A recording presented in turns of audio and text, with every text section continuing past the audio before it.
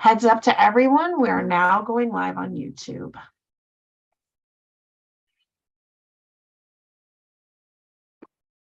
All right. Good afternoon. I am Jessica Carroll, the interim program manager for Measure 110, and I'll be assisting Sabrina Garcia with facilitation of today's meeting. The Oversight and Accountability Council welcomes and encourages community input. Members of the public are invited to submit public comments or get on our interested parties email list by emailing oha.measure110@dhsoha.state.or.us. That email address and more information about the council can be found on the Measure 110 OAC website, which will be dropped in the chat. For more information or support with community engagement, please contact Sydney McConnell, who's going to drop her email in the chat. OAC members have asked that OHA and other staff who are present in the meeting space introduce themselves in the chat. Please share your role with the agency, and if you are a subject matter expert, your area of expertise. Thank you, and I'm turning it over to Sabrina. Welcome, everybody. I would like to welcome everybody to the Oversight and Accountability Council for Measure 110. I'm going to be the tri-chair that's going to be leading the conversation today. And with that, I'd like to turn it over to Sydney for attendance. Thanks, Sabrina. I also just wanted to flag, and we'll get this noted on our notes, but the Measure 110 email address has changed. And I'm not sure when that change happened. But I did drop it in the chat. I'll do it again. It's oha.measure110@odhsoha.oregon.gov. So I'm going to redrop that and we'll get that fixed for next time. All right, and then moving on to attendance. If you could please say here when I say your name, we would appreciate it for the record. Amy? I'm here. Hi, Amy. Blue? Here. Hi, Blue. Carlos?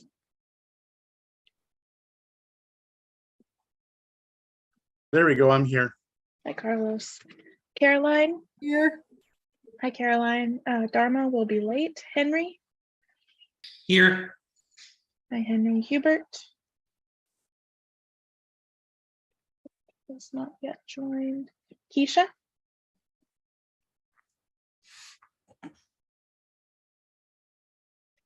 Keisha, are you there? Here. Hi, Keisha. Leticia? Here. Hi, Leticia. Melinda? Here. Hi, Melinda. Morgan? Here. Hi, Morgan. Nicole? Here. Hi, Nicole. Onisha? Oh, I see Onisha's here in the chat. No problem. Ron? Here. Hi, Ron. Sabrina? I'm here. Hi, Sabrina. Zeb?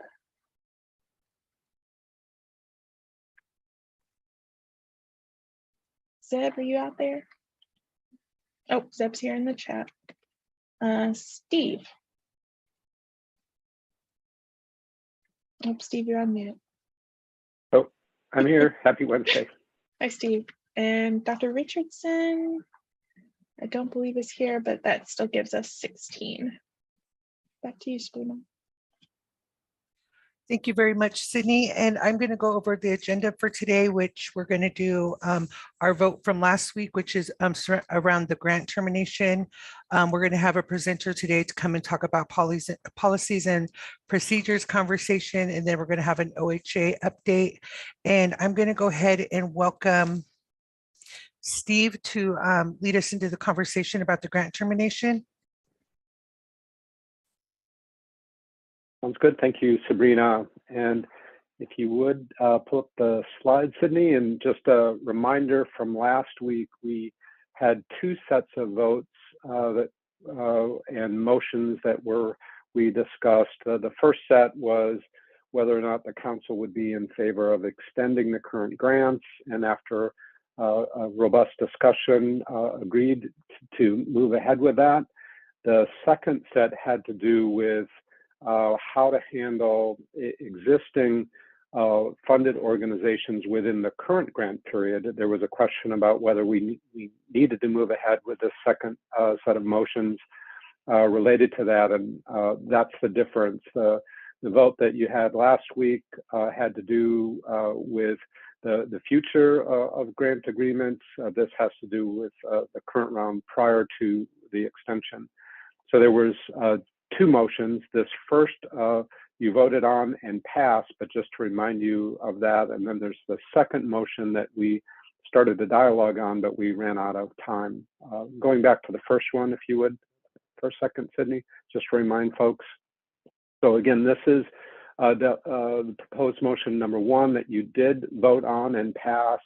It delegated OHA to agree to terminate grants if the grantee wants to terminate, and that would not result in gap in service, if I'm recalling, and that just to assure that the transition to existing services. So this outlined the parameters under which OHA would, on your behalf, agree to a termination when it wouldn't result in a gap. In the next motion, number two, and this is the one we started a discussion on but didn't complete. So this is a motion that would arrange for a termination if it resulted in a missing service. And if you recall, the parameters around this are identical to the parameters that you agreed to in extending the contracts if there ends up being a gap. First, OHA on your behalf would explore extending a service with existing grantees within the current county region. Then it would go statewide to fulfill that service, and would only agree to terminate the contract because you recall the grantee can't stop services without authorization from the council. They would only agree once a replacement was found, so that a complete burn would continue until that gap could be filled. So that's an overview. Happy to take questions. Happy to read the proposed motion if that would also be helpful.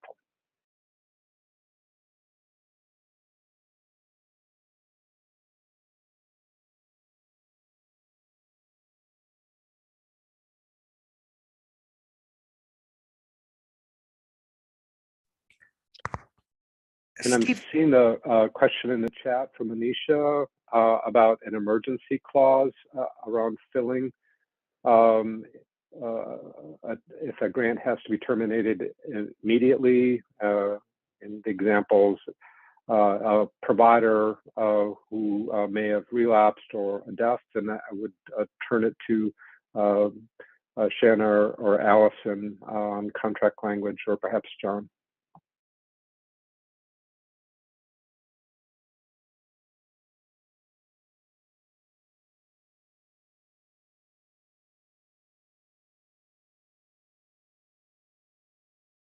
Someone on either one of our attorneys or John from contracting who can comment on that example? Hey, sorry, this is John. I'm not sure where Allison and Shannon are, but I mean, in that kind of example, that would be probably more closely tied to, I mean, I don't mean to compare those examples to this, but just something somebody going out of business, and we would look to terminate and replace the agreement with, working with the OAC on a proper way to do it. Hi, this is Allison. Sorry, I had trouble getting unmuted here. So this motion is not talking about the sort of emergency situations. As John said, the council will still have the opportunity in those emergency situations to work with OHA to identify an alternative and make a plan for what would happen in those situations. Thanks, Allison.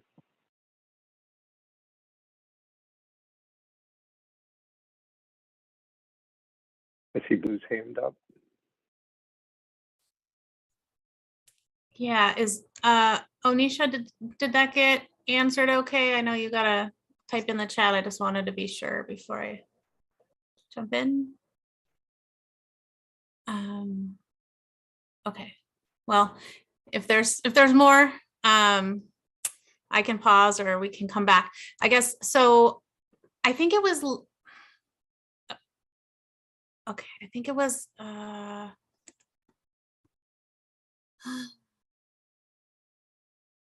so I guess, What Onisha is asking, and her follow-up to Steve was, she was saying that it sounds like the OHA will not terminate until there is someone in place to pick up the slack. But in some potential situations, it will have to be immediate. And so, so that question number one, is that the case where the entity won't be terminated until a replacement is found? That's question number two. That's question number one. And then the follow-up is, what is the contingency if someone has to be immediately terminated? Yeah, I could start. Thanks, Ron, and appreciate the follow-up, Onisha.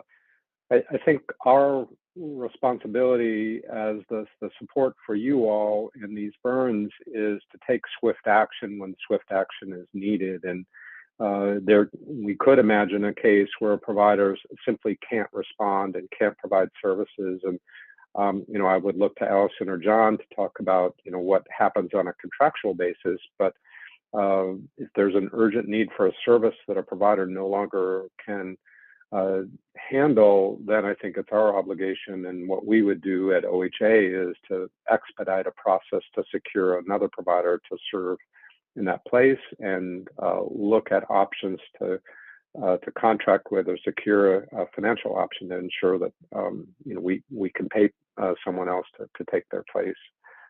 John or Allison, if there's more that you would add there. No, Steve, I think you pretty much covered it.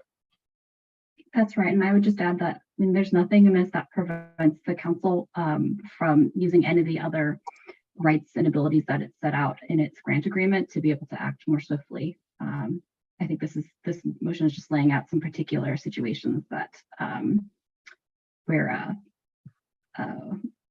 laying out the plan for how to handle those. So it doesn't limit the council's ability in other situations. And this is Steve, just to clarify, of course, ultimately you as the council are the decider. And so I think our job is to secure options and to take direction from you all on how you'd like to handle that. I think we can bring the necessary tools and resources to secure another provider, but ultimately you all would be determine whether or not that provider met the community needs and the spirit of Measure 110.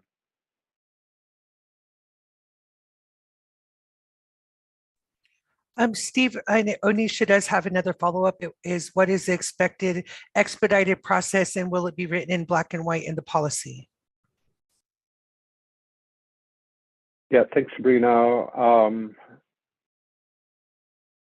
That's a good question. I don't know, John or Allison, if this current language would need to be amended to include that, or does this simply provide an I think the overall process would be the same. In other words, the selection protocols of first seeking an alternative within the county region, then looking statewide, and then doing a targeted procurement. I don't think those things would change. It would be more the speed and urgency to seek out those services. Does that sound right to you? Yep.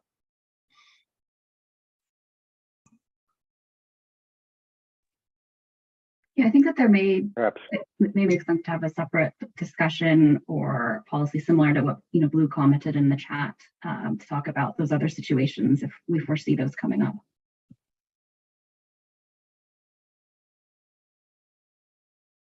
Right, it seems like, I agree, it seems like two different policies. One regarding when an entity is incapable of continuing and it requires the council or OHA to terminate their contract versus the voluntary relinquishing of their grant agreement. Is what this one deals with. Is that correct? leave that to Allison.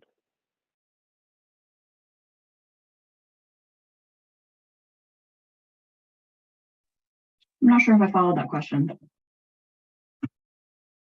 Well, I was trying to clarify the difference in what this motion is and what a future motion would be regarding if a provider in a burn is incapable or of delivering the services, if they become unable to function or they need to be terminated involuntarily by OHA and the council, as opposed to this motion, which really is clarifying when a burn entity is voluntarily agreeing to terminate its grant agreement. Yeah, and I think that this is kind of related to the conversation that we had last week around situations where, for example, a burn grantee might not want to continue, might not want to extend their agreement. And so what would happen in situations where, leaving the burn would leave a gap. So it's like a planned exit from where the grantee is wanting to terminate the grant agreement. And so I think that is really different than situations where we have an emergency that, may not be planned ahead of time like that. So I'm sorry, I keep jumping the stack, but Caroline and Henry have their hands up, and so does Blue.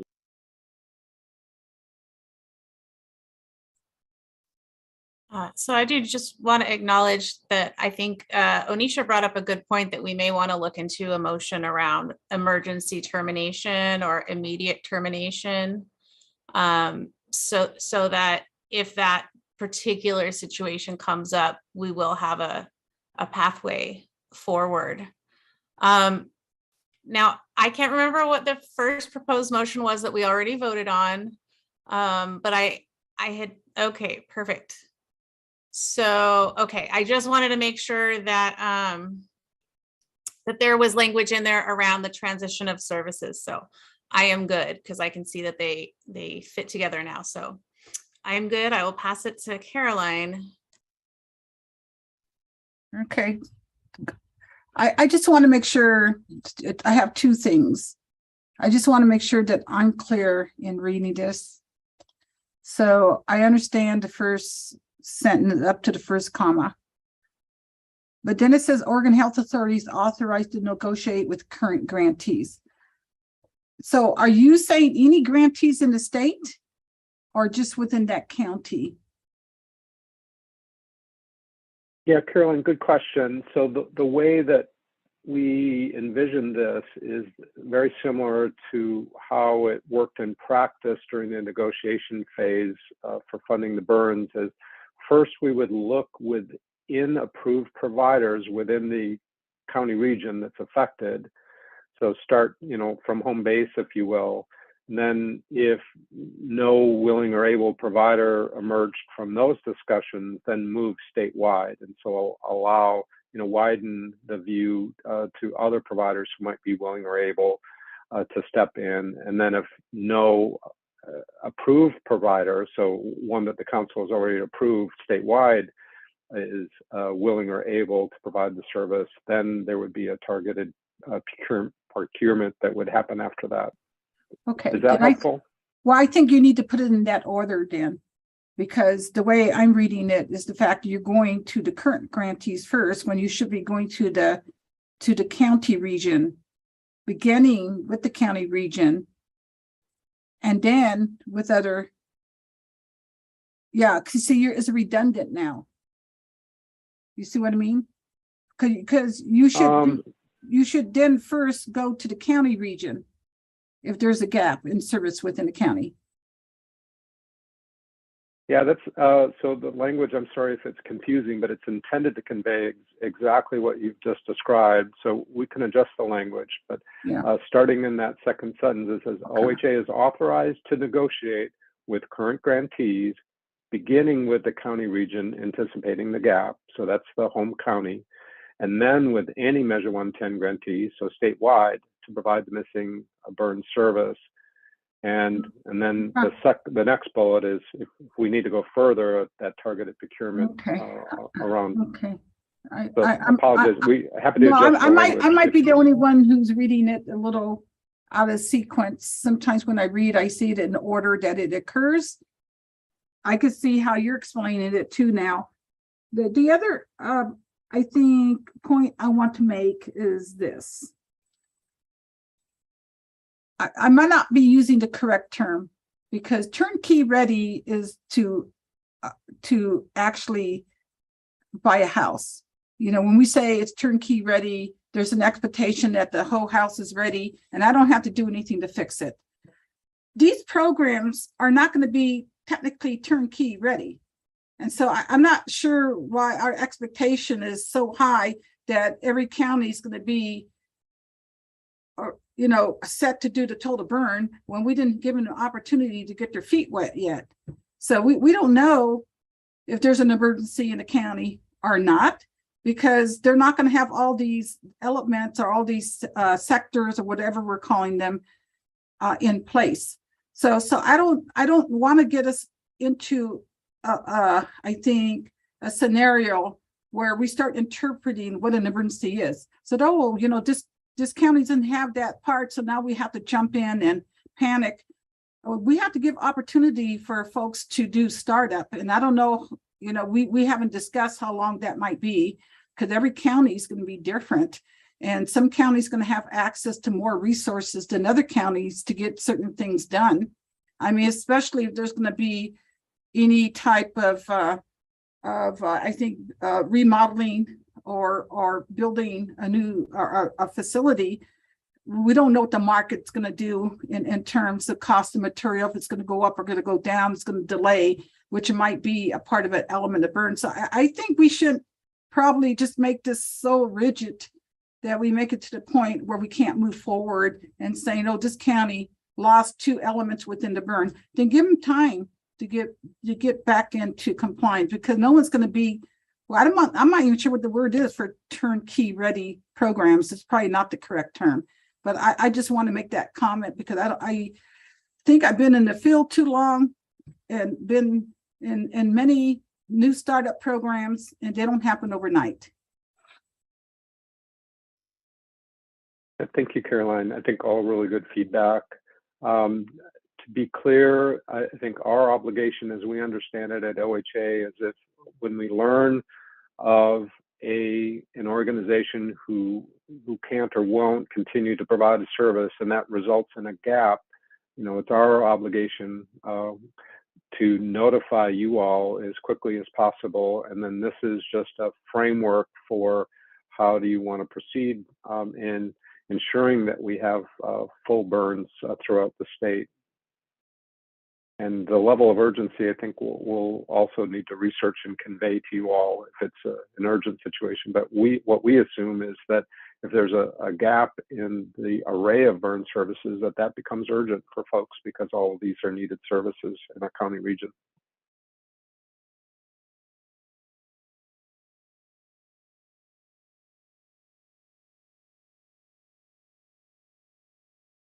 Henry, I see your hand.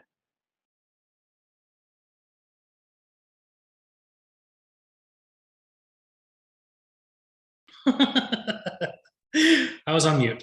I'm not sure if this is the right time for this discussion or line of questioning.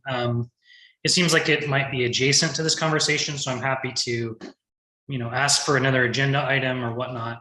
It just seems to me like we're talking a lot about reasons why, you know, a grantee might not be able to fulfill their contract. And so I'm curious, you know, how much of that is related to the laws that were created around, you know, Measure 110, so the new OERs around Measure 110, and if those are kind of like a guideline for what we're expecting folks to do, right? What are the services that we're expecting folks to provide? And then where there might be some gaps regarding those expectations when it comes to like administrative rules, for example, and maybe this is a question for DOJ around whether or not there are established OARs for peer-run respite services. My understanding is that there are not yet. And so I also am hearing that maybe those are going to be developed. And so that's my primary concern, is if we're not having established rules around service provision, that could be then also kind of complicating this discussion. I don't know if I articulated that well and if it's something we should be talking about now. Thank you. Thanks, Henry. Allison or Shannon, did you want to respond?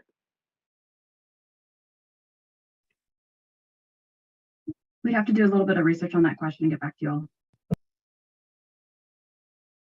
I guess I would follow up then and request more research on peer administered services in general in the state of Oregon. Whether that's in a respite setting or in like some kind of community-based setting, please.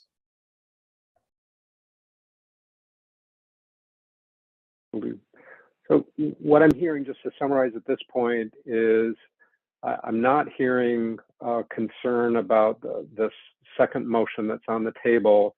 I am hearing some interest by the council of us bringing back an additional motion after doing some homework about what does the council and OHA do in an urgent situation where the services are terminated abruptly and the provider can't continue for whatever reason. Does that sound right? That we look at that as an additional decision, perhaps bringing back next week?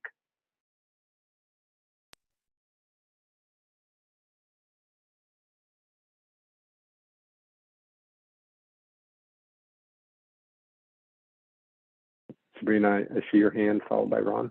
Yeah, I was going to propose the motion. I don't know if Ron has something that he would like to go ahead and talk about now before I was just going to agree with what Steve was proposing, the idea of working on a separate motion to deal with emergency or urgent circumstances. I agree. And then I think Blue and yeah, I agree as well, Ron. And if so, I'm going to move the motion. And I was going to ask Steve, do I need to read the whole slide? Would that be best? Allison?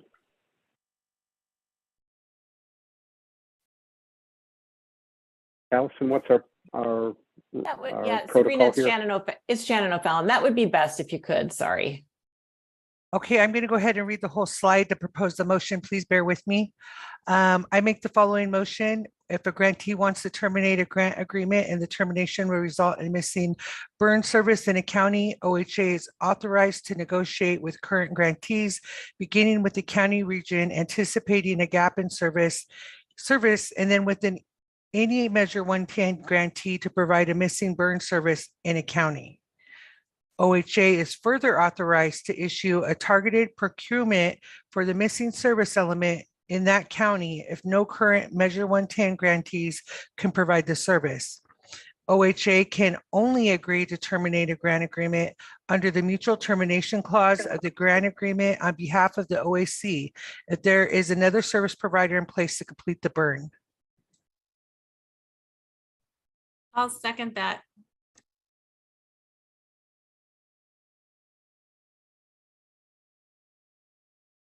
Any further discussion?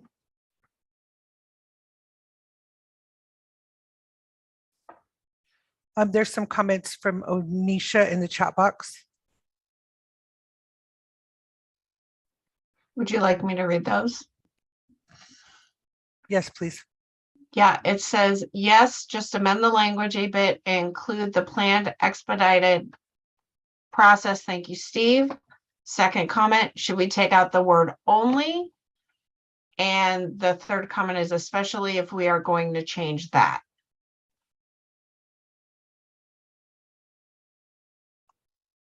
This is Steve. I think those comments are good, Anisha. I think the way, and I'll look to John or Allison or Shannon to jump in if you see it differently. Oh, I see Shannon, you're about to jump in, so I'll defer to you. Yeah, hi, Shannon O'Fallon, DOJ. Apologize for not being on camera. I mean, I think it's of course up to the council if they want to change this language. I think that third bullet where it says OHA can only agree to terminate, under those circumstances, that's when OHA could do that without sort of coming back to OAC. I think if there is another circumstance that falls outside of that bullet, then what OHA would do is come back to OAC and ask for an OAC decision. Thank you, Shannon. And maybe what I would add to that, to Anisha's point, terminating or not terminating the contract of a provider who can no longer provide the service does not prevent OHA, as I understand it, from seeking a replacement provider. So it wouldn't slow us down. So that language only, I think, wouldn't prevent us from being able to seek out a replacement provider in accordance with the first two bullets on that. Does that sound right, Shannon? Yeah, Shannon O'Fallon, DOJ, that's right. Right, so the two things are happening simultaneously, sort of, but the idea here is that we want there to be continuity of services, so we don't want to agree to terminate a grant agreement if we have a gap until we get somebody else in to provide them what's going to be the missing service.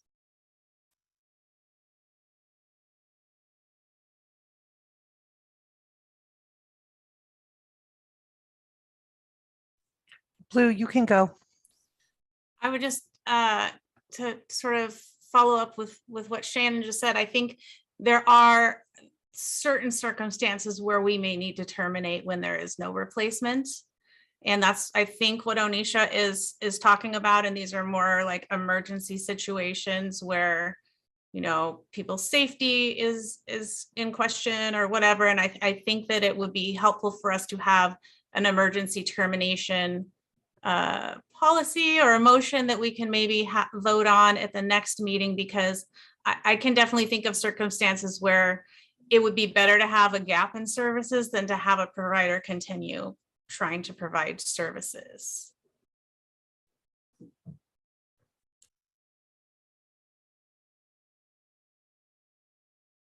Thank you, Blue. And Anisha, I see your suggestions in the chat. So we defer to the council on whether you are ready to vote on motion number 2 today, and then bring back an addendum that would address emergency circumstances, or whether you want to vote on this today. And I see Shannon, your hand up. Yeah, thanks. So just really quickly to Onisha's point, I guess what I want to make clear is that, you know, this is a limitation on what OHA can do based on authority that the council is delegating to OHA. It's not a limitation on what the council can do on its own.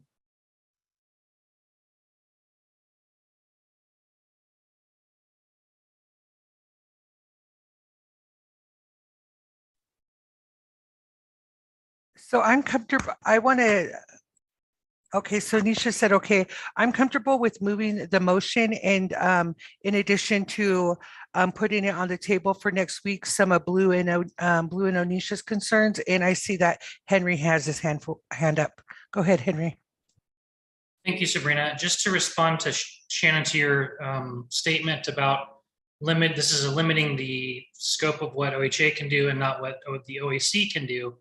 I think that you know, if there were I'm not monitoring each contract with all of the 300 plus organizations that are providing services. So I think that if there were a need for an emergent termination, I wouldn't know that. And I don't know how many other council members,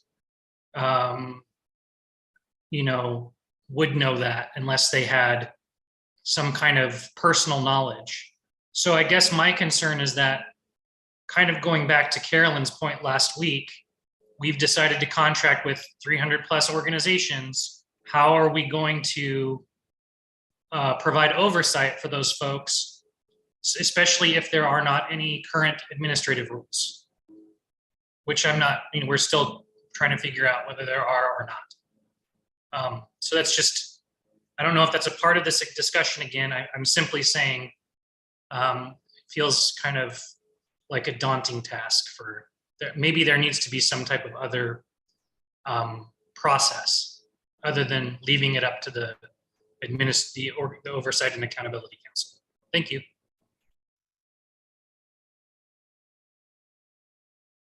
Go ahead, Ron.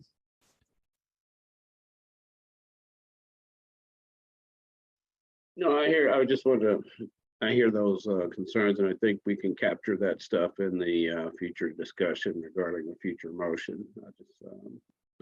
That was all I had to say.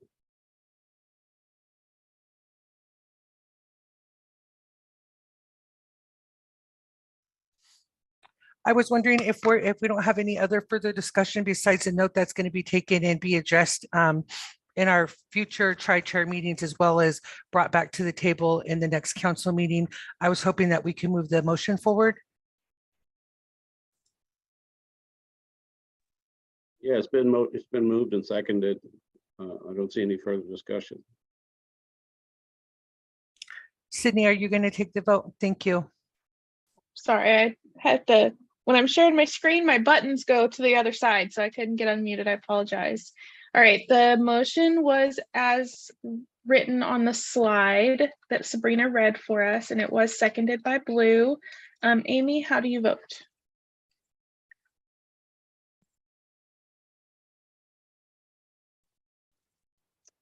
Amy, you came off mute, but I didn't hear anything.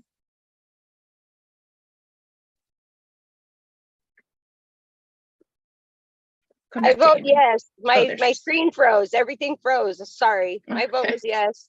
No problem. Thanks, Amy. Blue, Yes. Carlos, Yes.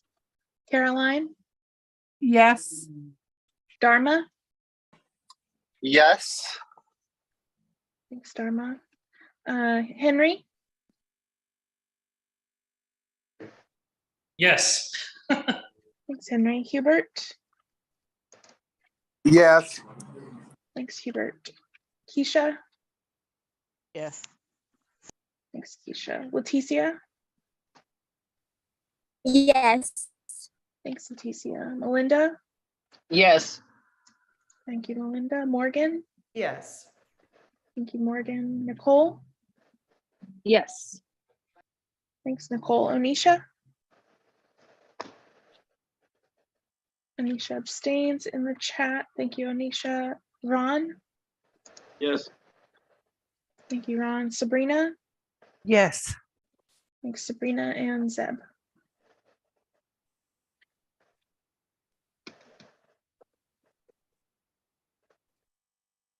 Did Zeb, oh, there's Zeb. Okay. All right, and that passes with 15 yes votes and 1 abstention. Back to you, Sabrina. Okay, thank you, everybody, for all that valuable information and conversation. And we will address those in the near future. And then I would like to turn it now to to Samantha Byers and Steve to talk about the policies and procedures. They're going to be doing a presentation. Thank you.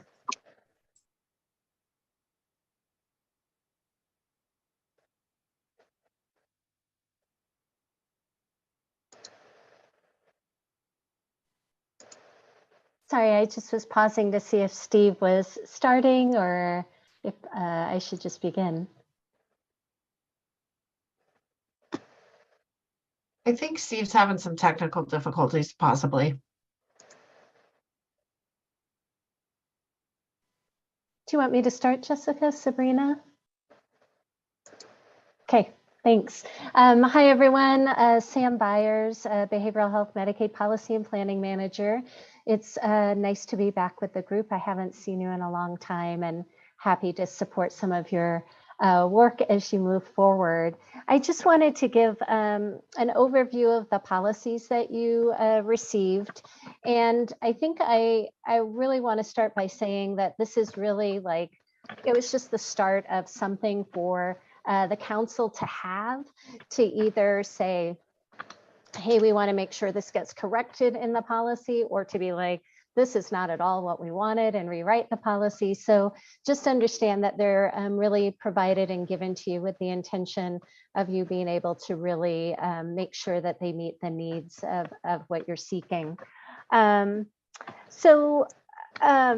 I'll just start from the beginning very, very briefly, and then I want to make sure that I don't take up too much airtime on your meeting. But policies are challenging to craft in some ways. They're really a reflection of values and clarifying of beliefs.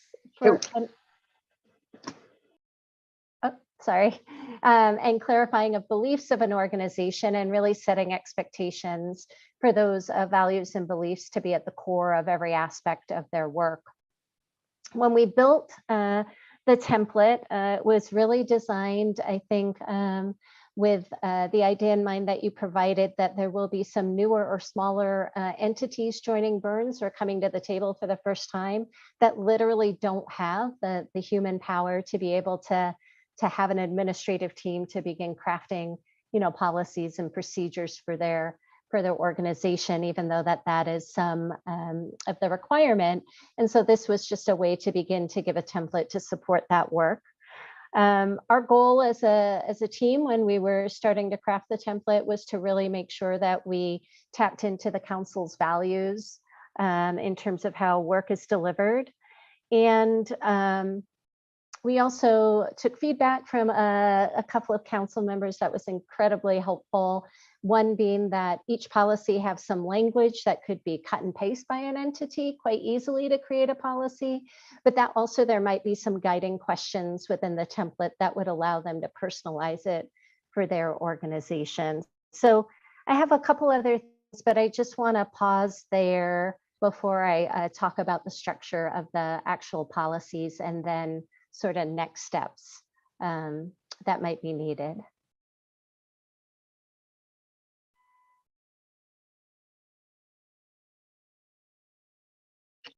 I see Sabrina had to step away, so I'm going to just step in real quick and support facilitation here. So are there any questions for what Sam just shared? All right. Okay, I'll keep going. So a couple of things. One is each policy was, the template itself was drafted. So the sort of the order of the template was drafted by myself and my team. The content of each policy was actually written and guided by subject matter experts. So for example, the culturally and linguistically specific and or responsive services policies were reviewed and redrafted by individual on the equity and inclusion team at OHA, and that was true for each of the policies. The template is really, like I said, really just a way to reflect the values that we really hold our organizations to. The one thing that we didn't do, well, two things, one thing we didn't do and one thing we did do. We did not specify how each policy would play out in the service areas that make up a burn. And that, so there wasn't like language about housing, language about harm reduction, because at the end of the day, when we wrote the policy, we wanted to ensure that the spirit of the policy happens the day somebody shows up at the door. So regardless of the service, regardless if they want services, whoever somebody encounters for their first encounter for services or just to talk to somebody or get a basic need met, this policy and the spirit of the policy happens in that moment. So you won't see that outlined in great detail.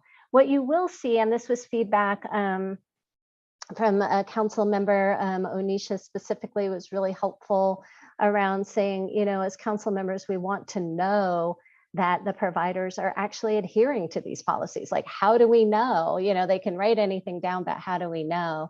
And so we did a very brief section on how a provider would begin to regularly monitor internally how the policies and the spirit and the policy is being played out throughout different aspects of their service delivery and work with individuals. I will say that a policy only gets at a very high level in terms of really understanding the workflow that gets into actual workflows. And that's where a lot of accountability lives in terms of understanding how policies are implemented at a programmatic level. So I think just in terms of need, these are really for you. We are happy to take any comments around a policy where you're like, this absolutely needs to be emphasized more, or this needs to be removed, or this definition isn't correct, or this didn't highlight something specifically. You're also welcome just to say, hey, we're actually the subject matter experts, and we're going to now take this draft and completely rewrite it. Really, they're for you to decide what's best in terms of how you want to see them move forward. The only thing that I would say is the one thing that we had to do and we would need to do with any continued work on them is they do need to go through DOJ, and Allison and Shannon did a remarkable turnaround for us, but I did just want to note that for timing. So I think I'll pause there. If there are any questions, or Sabrina, Jessica, if there's anything I didn't answer that you were hoping I would, I'm happy to do that. I will leave it open to questions, and then Jessica, is there anything that you think that Samantha might need to highlight? No, I think I can just, when we're done talking, answering questions, I can just highlight the process that we're going to use to request you all the edits from you all, and how we'll work that.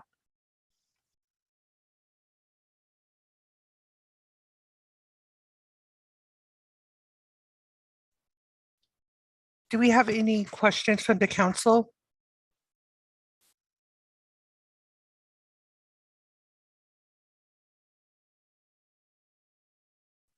If there's no questions, then I turn it back over to you, Jessica.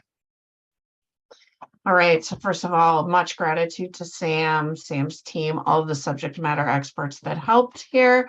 What we're going to do is, after this meeting, we're going to resend those policies out to this group. We're going to BCC the council, as we do every time. So what we are hoping you can do is add your edits to the documents, and then go ahead and just respond to that email. That way they go to the appropriate people, and we can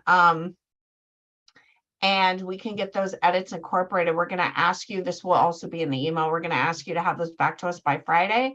As Sam said, we need to get, if that's okay with you all, I mean, you could take as long as you want, but in order for us to be able to bring this back to the next meeting, it would be helpful if we had them by Friday, so that we could then meet with DOJ, ensure those are ensure that everything's copacetic there, and then move forward to bring it to the council. Sabrina. Yeah, I just wanted to make sure that I understood correctly. So the email you're going to be sending out after this meeting is identical to the ones we received before the meeting, correct? Except for with the capability of being able to edit it? Or did I misunderstand that part?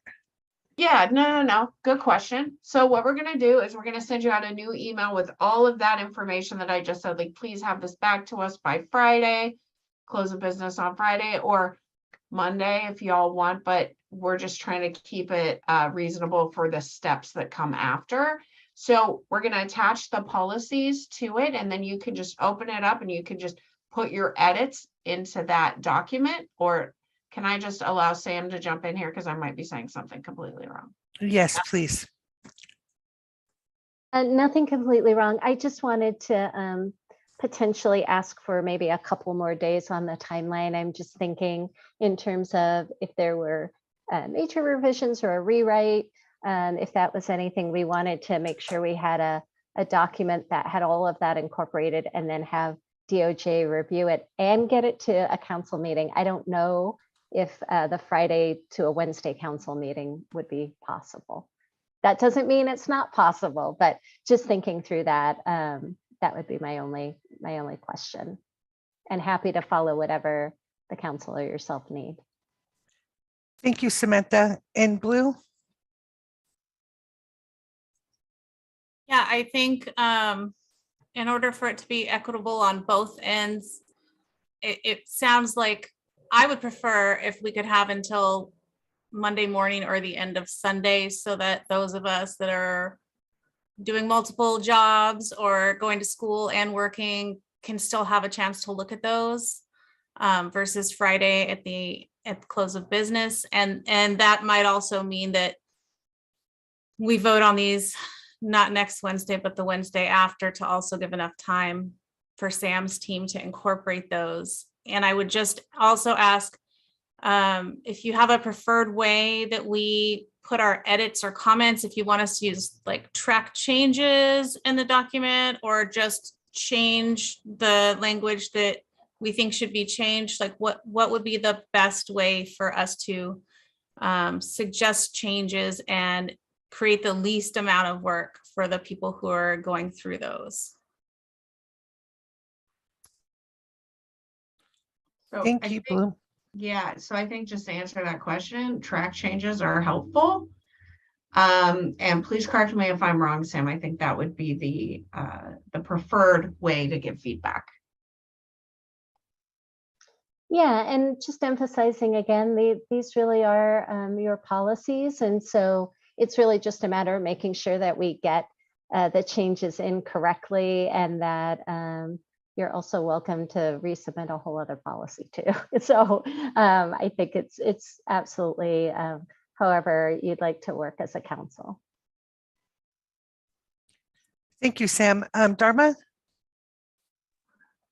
Hi, yeah, I appreciate too, I just want to like add a caveat that I appreciate that these are templates, and they're not meant to be like what's going to be the end result of everything.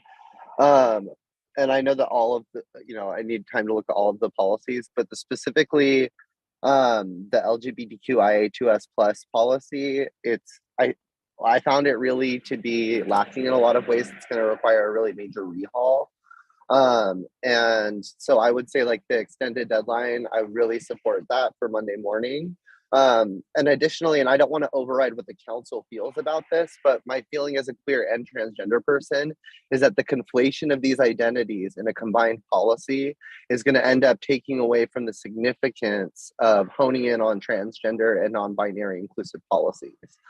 Because gender and sex are not the same thing, and they play out differently as far as like service elements. And so with the council support, what I'd like us to have is to have a separate policy for sexual orientation as opposed to gender identity and sex, like physical sex, because these are going to require different approaches to policy. And I think separating the two will also not do the stigmatizing conflation that like queer and trans are the same thing. But I wanted to ask the council's feelings about separating those policies, and the only intention is just to not try to lump in these two communities, separate communities, under one guideline or one set of guidelines. And then two, there really needs to be more fleshed out stuff. We don't need to go over everything in the policy, but it just needs to really be fleshed out in the policy to recognize like trans access to things specifically. So while I appreciate that some of these are templates they're going to add in the policies, at a basic needs level for trans clients, we need some guidance that's specific that we can hold them accountable to, like ensuring that they have access when they don't have things, right? So like, for instance, in the policy template, it says that they're going to require that they have a single-use restroom. What do you do when you don't have those things? And I think like leaving that up in the air and not having some specific guidelines on restroom access for like non-binary people from the get-go that we can hold them accountable to is going to be really problematic. So I'm kind of wondering where our level to hold them accountable to these policy outlines is versus the actual policies that they implement when they are brought back to the burn organizations. So just a couple of questions there, asking folks if you're supportive of the separation between sexual orientation and gender identity policies, and then kind of seeing, yeah. Thank you, Dharma, for all your valuable feedback. And I hate to cut you, Ron, but I seen Samantha jumped in with her hand up, and I wanted to make sure if it pertained to Dharma. It does generally, but Ron, go ahead, because I think it's even more general too. No, I really appreciate what you added there, Dharma. I know that it's a conversation that continually needs to be enhanced and brought forward, and I appreciate your advocacy and willingness to always provide detail and clarification, and that's really great. My question really is around the timeline for the providers. My memory tells me that we told the providers that they had 90 days from the point where they received the award to provide the templates, to provide the policies. And so I'm just kind of checking in on that to ensure that, because where we're at in beginning of October, I think we started, signing contracts in June, July. And if that's the case, then with some providers, we're outside that window. And I just want to make sure that the providers who are providing these policies are able to provide them within the time frame that we have created for them without creating additional delays and hardship. Thank you, Ron. Dharma, did you still have a question? I had a follow-up question too. It's my understanding that we're not denying people services based on their age as well, but that some of these organizations might not be equipped to serve youth. And so is there any sort of youth policies that are being integrated into all of these, like thinking about the LGBT one specifically? Is there like protections for youth that are accessing gender appropriate services, or are leaving that up to the agencies to develop youth specific policies?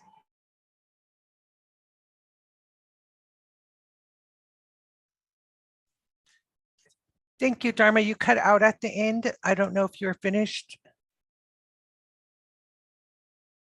The last word I heard was agencies. And if you don't have nothing else, I'm going to turn it to Samantha. And thank you for your valuable input, Dharma.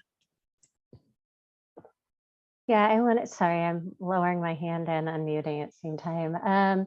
Yeah, I wanted to echo, thank you, Dharma. I really appreciate your comment and want you to know that even our SMEs went back and forth quite a bit on that policy about combining or keeping them separate. And we erred, obviously not on the right side, but in the belief that something to the council would add more guidance for us on how to craft it. So I think that's great. And Jessica, I would leave it to you to kind of guide our team on if there's work that we can or can't do with Dharma or a specific council member on a particular policy. We're also happy to collaborate directly on that.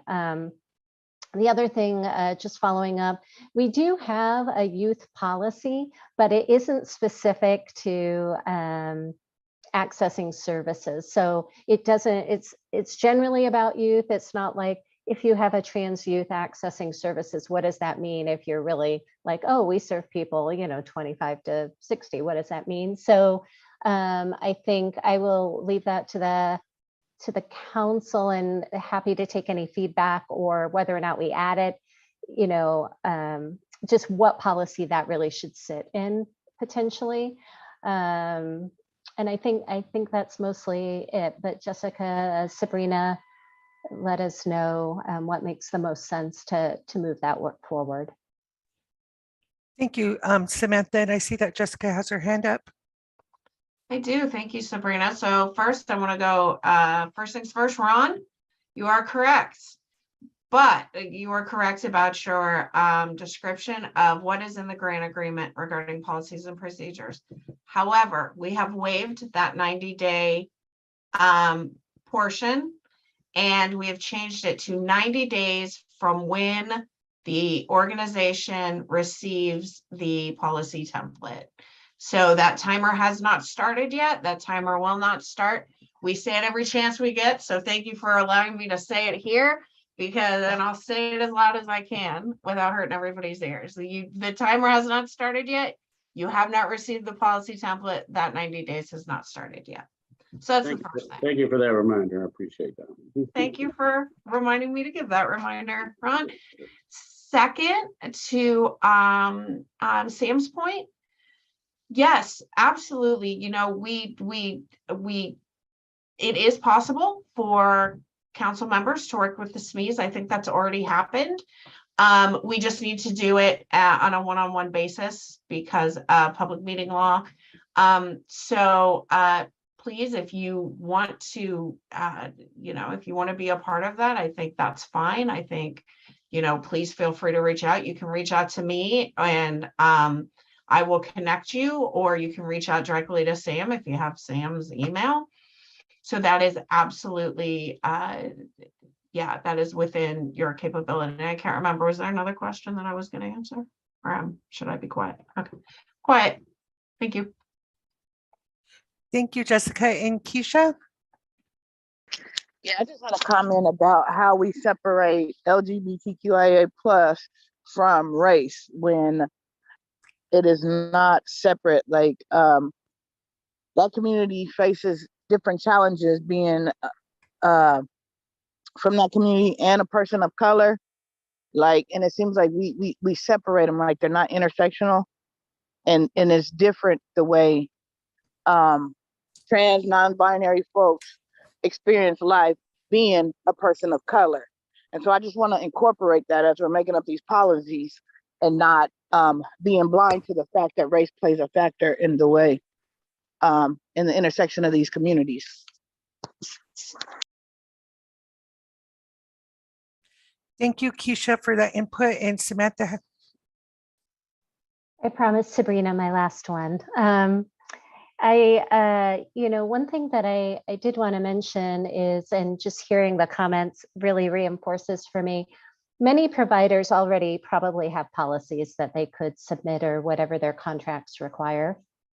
So there is that to think about. But what's interesting is I do think that the policy templates do provide messaging around the values and the priorities of the council that I think many entities will look to. So I just want to encourage, as you work with us or independently on the policy language or what you're hoping to see in each policy, that you, and I know you will, but that you stay true to your values, because I think in some ways it's really setting the tone and the stage for what the council is seeking in the continuum of care, and the way that we're looking at providers to approach and interact with individuals. So I just wanted to note that. I'm really going off camera, and thank you all for your time and consideration of the policies.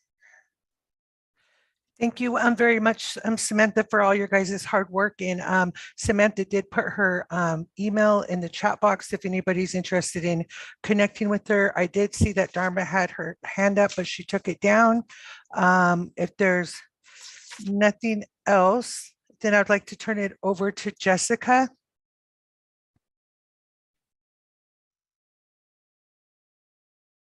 Yeah, apologies. Took me a second to get off mute. And can we just really give Sam some appreciation for being here, which he's supposed to not be working today. Thank you, Sam. Appreciate you. All right. So next we have some OHA updates. OAC applications. Again, we are waiting, and I think I gave this update, or maybe I gave this update to the tri-chair, so it feels like I've already given this update. So the application has been created. We are waiting for it to be translated into Spanish, and as soon as we have that translated into Spanish, we will alert the council. We will send that application, post it everywhere, send it out to our interested parties list, some other listservs that are housed at OHA. Additionally, you all will make sure that you get that information so that you can share it with folks who you think might be interested and available to serve on the council. So that is our update. We're just simply waiting for that translation, and just know that we're getting a lot of stuff translated right now. So that's just taking a minute. As soon as we get that, we'll let you know, and that will go out to the networks. Any questions there? All right. Next, is going to be Sydney is going to give us an update on stipends. Exciting stipends. So I will now be your point of contact for your stipends. I think most people have been sending me their stipend information, but that change is official. So you can send me all of that information. And I will get those processed and sent off for you, and you can check in with me if you haven't heard anything or need an update. And the other piece that we just got right as this meeting was starting is that the stipend amount is going up to $157 effective October 1st. So you don't have to worry about it for September, but starting in October, there will be a new amount, and I will send out a form to everyone who is eligible for stipends. I'll send out an updated form to you for future use this afternoon. I think I should be able to do that. So be watching for that. And if you have any questions, let me know.